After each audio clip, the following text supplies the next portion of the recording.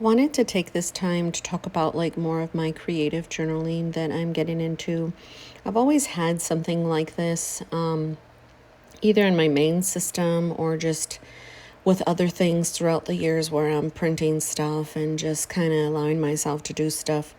I'm doing more like long form journaling in this B5 Muji lined book. It's on Amazon and it has about 30 sheets, it says, but lined is my favorite. Lined is where I can just write and write and write and write. Because I'm a lefty, if I don't have lines, it'll be crooked. So I am liking to print out images and just write on it. This one was about our daughter and her wanting to go to parks again. And I'm definitely very happy for her. I do remember many times where she would scream and run and just really strongly dislike parks, new things, and people. That was definitely a indicator to us that there was something going on. She definitely now is more tolerable of new experiences. I mean, still not of people. She's afraid and panicked and runs away from them any chance she gets. I would never force my child to be social. I know exactly how that feels. People can be draining and confusing and truly hard to understand. So pushing her into something that she doesn't like can cause so much trauma and a deregulated nervous system. I would never put her through that. So I'm kind of just journaling that. I'm journaling about my focus for her. I'm journaling about that. I'm trying to teach her life skills and boundaries and assertiveness and how to love herself. I also never would ask her to love a stranger, as that makes no sense to me. I'm also going to be teaching her how to be kind, and we've done this through homeschool. Humble, forgiving, and many of the values and the virtues that I kind of never had or nobody ever bothered to demonstrate. She's so precious and so special to me, and I'm very thankful that I get to be her mommy. She's such an empathetic child, caring and sweet and curious, and I want to document that. I want to use my fountain pens more. I want to be more intentional of the stages of life that my children are going through.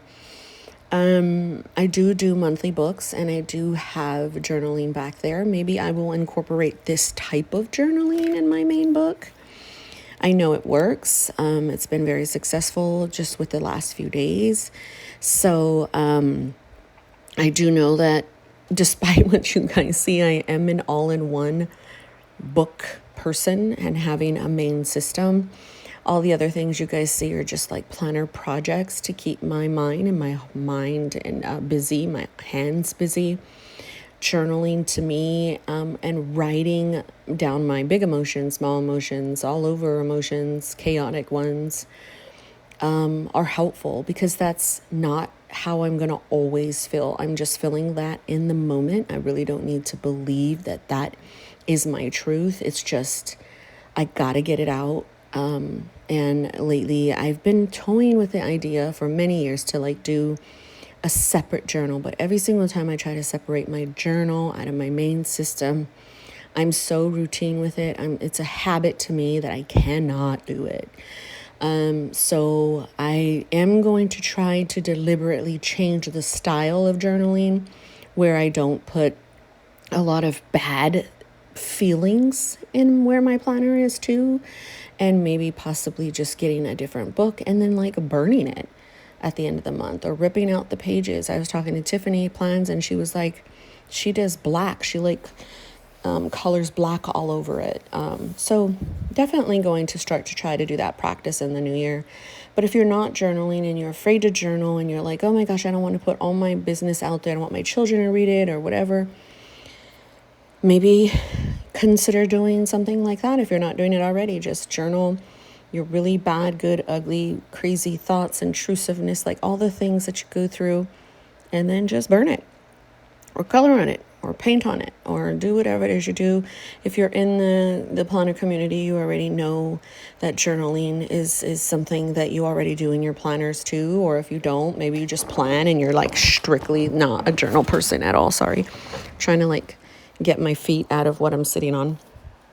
But I don't know, I thought to share this experience and put it on a film because I was watching, no, I actually was listening to meditation music as I was journaling, and it felt so therapeutic. I wanted to speed it up a little bit. I didn't want to like completely have you hear all the noises because sometimes YouTube won't let me put that out there because it's somebody else's voice or music or whatever. So this pen is an Amazon Basics pen. It's in the fine point, but to me it writes like a medium.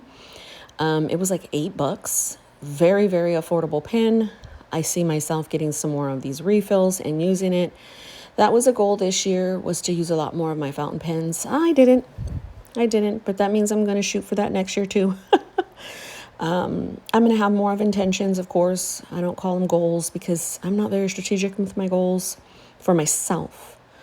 Again, that's something that I deal with for myself. When it comes to my children, my home, my budget, my life.